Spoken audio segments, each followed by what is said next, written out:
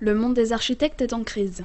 Selon Frédéric Skarbek, président du Conseil régional de l'Ordre des architectes dans le centre, les commandes se raréfient, se complexifient et souvent se privatisent. Alors avec la DRAC, la Direction régionale des affaires culturelles, ils ont organisé la première rencontre départementale de l'Indre avec les élus. Chaque fois qu'on leur parle d'architectes, on a l'impression qu'ils nous prennent presque par obligation. Et s'ils pouvaient se détourner des architectes, ils le feraient bien volontiers. Alors qu'en fait, on est là pour la défense de l'architecture et du patrimoine.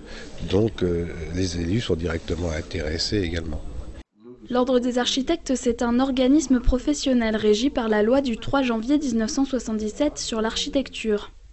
Dans la région centre, il compte 530 professionnels, des professionnels que les collectivités doivent bien sûr rémunérer.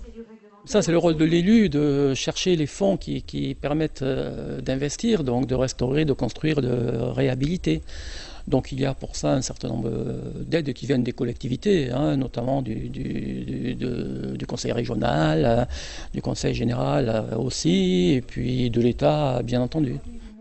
Et puis toujours d'après l'Ordre des architectes, la réflexion en amont avec un professionnel, ainsi que la qualité architecturale, assure à la collectivité comme aux particuliers un gain de temps et d'argent. Par ailleurs, les architectes sont tenus, entre autres, d'être à l'écoute et de garantir une construction responsable sur le plan du développement durable. Et dans les cas de réhabilitation d'anciens bâtiments, ils doivent aussi conserver la qualité architecturale des lieux, comme ici à l'école d'ingénieurs de Châteauroux. Ce qui compte généralement, c'est de trouver le bon usage pour une bonne requalification de vastes bâtiments. Et là, vous avez un très bel exemple de nouvel usage pour la jeunesse, pour former les jeunes ingénieurs qui vont travailler dans le tissu industriel de la région et ailleurs.